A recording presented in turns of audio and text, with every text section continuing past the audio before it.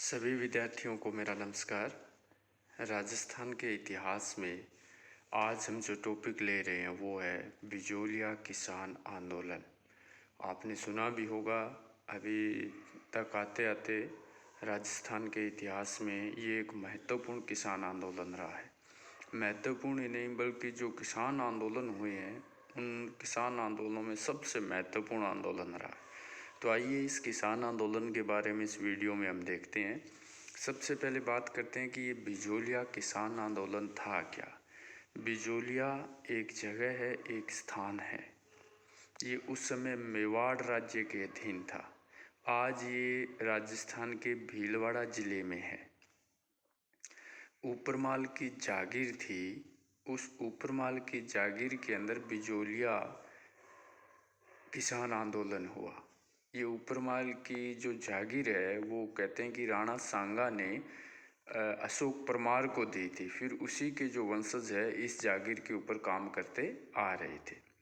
तो इस तरह से चूंकि बिजोलिया के लोगों ने या किसानों ने इस आंदोलन को किया, इसलिए इसका नाम है बिजोलिया किसान आंदोलन रखा गया। तो यह मेवाड़ राज्य के किसानों द्वारा 1897 ईस्वी में शुरू किया गया एक बहुत ही महत्वपूर्ण आंदोलन था। ये लगभग 44 वर्षों तक चला, 1897 से लेकर 1941 तक।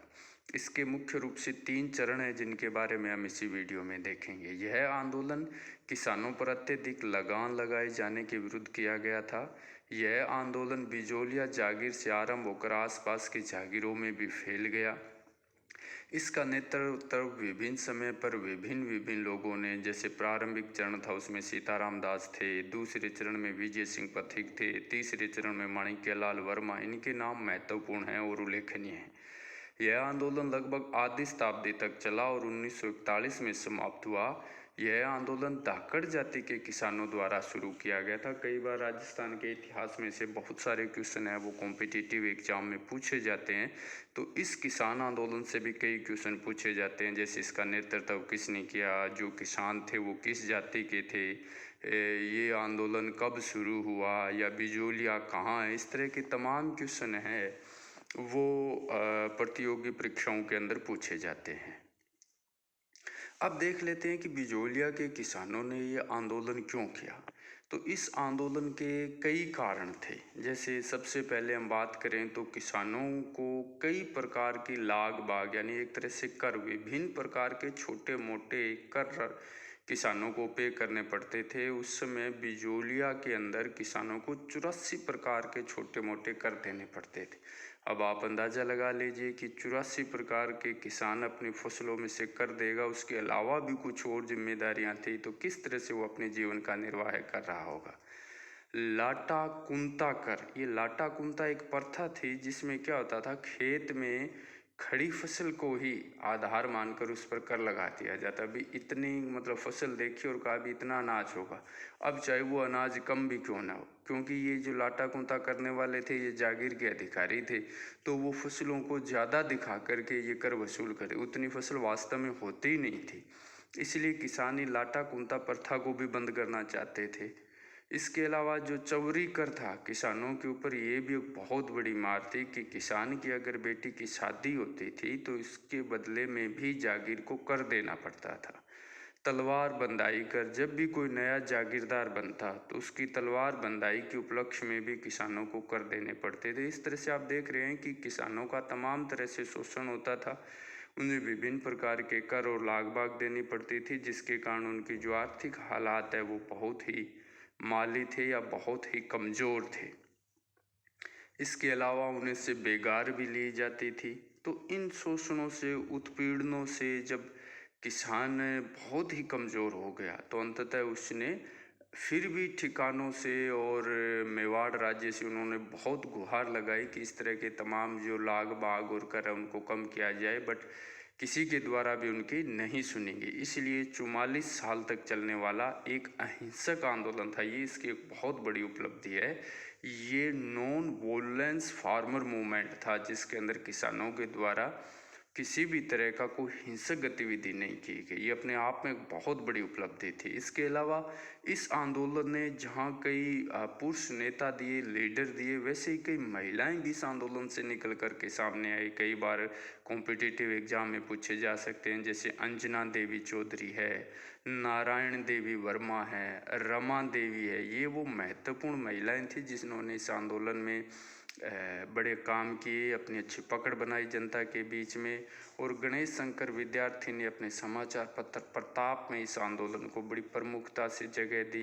ये भी कॉम्पिटिटिव एग्जाम में पूछे जाने वाला क्वेश्चन है, कौन सा पेपर किसने कहाँ से प्रकाशित होता था। तो इस तरह की तमाम जो क्वेश्चन हैं वो इस टॉपिक से बनते हैं। कारण के बाद में अब इसके चरणों पर बात कर लेते हैं। तो मुख्य रूप से बिजोलिया किसान आंदोलन को हम 3 चरणों में बांट सकते हैं। जो पहला चरण है वो 1897 से 1914 का है। बिजोलिया के राव कृष्ण सिंह ने किसानों पर 5 रुपये की दर से चंवरी कर लगा दिया था, जिसके अंतर्गत किसानों को अपनी पुत्री के विवाह पर ठिकाने को ये 5 रुपये देने पड़ते थे।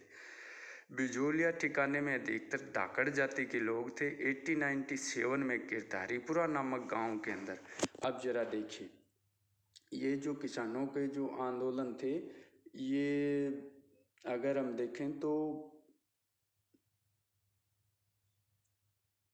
दूसरा चरण आ गया। हम पहले चरण पे थे। तो इसके 3 चरण है। इसका जो पहला चरण है वो 1897 से 1940 तक हुआ। जब बिजोलिया के राव कृष्ण सिंह जागीरदार बने तो उनके द्वारा 5 रुपये चौवरी कर लगा दिया कि अगर कोई भी किसान अपनी बेटी की शादी करता है तो उसे जागीरदार को 5 रुपये कर देना होगा। 1897 के अंदर क्या हुआ, इस आंदोलन की शुरुआत होते गिरधारीपुरा नामक गांव में गंगाराम धाकड़ के पिता के मृत्यु भोज के अवसर पर किसानों ने एक सभा रखी, जिसमें कर बढ़ोतरी की शिकायत मेवाड़ के महाराजा से करने का प्रस्ताव रखा गया। क्योंकि ये जो ठिकाना था बिजोलिया का, ये मेवाड़ रियासत में आता था, इसलिए मेवाड़ के महाराजा को इसकी शिकायत की जाएगी। और इस हेतु नानजी पटेल व ठाकरी पटेल को उदयपुर भेजा गया, लेकिन वे महाराणा से मिलने में सफल ही नहीं हो सके। जब कृष्ण सिंह की मृत्यु हो गई तो नया जो ठिकानेदार में बना वो थे पृथ्वी सिंह। उन्होंने जनता पर एक और कर तलवार बधाई शुल्क, अर्थात इसको उत्तराधिकारी शुल्क भी कहा जाता है, लगा दिया। तो इस तरह से किसानों की हालत और ज़्यादा खराब हो गई। 1915 में साधु सीताराम दास व उनके सहयोगियों को बिजोलिया से निष्कासित कर दिया गया, क्योंकि साधु सीताराम दास द्वारा बड़े किसानों को साथ लेकर कार्य किए जा रहे थे, जिससे जो जागीरदार है वो नाराज हो गए और इनको ठिकानों से बाहर निकाल दिया। तो इस तरह से सीताराम दास ने प्रथम चरण में महत्वपूर्ण भूमिका निभाई। दूसरे चरण की अगर हम बात करें तो दूसरे चरण के अंदर आ जाते हैं जो 1914 से 1923 तक चला था। इस चरण का नेतृत्व विजय सिंह पथिक ने किया, जो 1906 में इस आंदोलन से जुड़ गए थे। जब पृथ्वी सिंह ने जागीरदार बनने पर जनता पर तलवार बधाई, जो हमने पीछे देखा, ये लगाया दिया था, तो 1917 में इन्होंने क्या किया, ऊपर माल पंच बोर्ड की स्थापना की व मुन्ना पटेल को इसका अध्यक्ष बनाया गया। पृथ्वी विजय सिंह पथिक के द्वारा 1917 में किसानों को एक संगठन दिया गया, ऊपर माल पंच बोर्ड बनाया गया और मुन्ना पटेल को इसका अध्यक्ष बनाया गया। मेवाड़ रियासत में बिंदुलाल महाचार्य की अध्यक्षता में एक आयोग गठित किया गया इस मामले के लिए, लेकिन उसका कोई नतीजा नहीं निकला। उस समय के जो एजीजी थे, agent to the governor general Rajasthan के, वो थे हॉलैंड। उनके प्रयासों से किसानों व रियासत के बीच एक समझौता अवश्य हुआ, लेकिन ठिकाने ने इस समझौते को मानने से इनकार कर दिया। विजय सिंह ने पथिक ने इस आंदोलन के मुद्दे को कांग्रेस के अधिवेशन में भी उठाया और इस तरह से इसको एक राष्ट्रीय मुद्दा बना दिया। तो इस तरह से विजय सिंह के प्रयासों से किसानों ने और प्रभावी ढंग से रियासतों के सामने अपनी बातों को रखा। तो देखिए ये आंदोलन बहुत ही महत्वपूर्ण रहा है। आप देखिए 1897 से चला है, फिर इसका दूसरा चरण आया है, अब इसका तीसरा चरण आ रहा है। तो मतलब अहिंसक आंदोलन था, इसकी सबसे बड़ी उपलब्धि थी अहिंसक। अब देखिए 1923 से 1941 तक चला है ये आंदोलन। तीसरे चरण में जमनलाल बजाज इनके नेतृत्व संभाला है, हरिभाऊ उपाध्याय आ गए हैं, माणिक्यलाल वर्मा आ गए हैं, जिन्होंने पंछीड़ा नामक गीत से किसानों में बड़ा जोश भरा। अंततः 1941 में रियासत व किसानों के बीच समझौता होता है। मेवाड़ के जो प्रधानमंत्री बने विजय राघवाचारी के आदेश से उस समय के जो राजस्व मंत्री थे डॉक्टर मोहन सिंह मेहता, वो बिजोलिया गए उदयपुर से, और वर्मा जी व अन्य किसान नेताओं से बातचीत कर किसानों की समस्याओं का समाधान करवाया। किसानों को अपनी ज़मीनें वापस मिल गई। वर्मा जी के जीवन की एक प्रथम बड़ी सफलता थी और देश के इतिहास में वाकई में ये अपने ढंग का एक बहुत ही अनूठा आंदोलन था, जिसकी जो सीमाएं हैं वो पड़ोसी राज्यों तक भी फैल गई।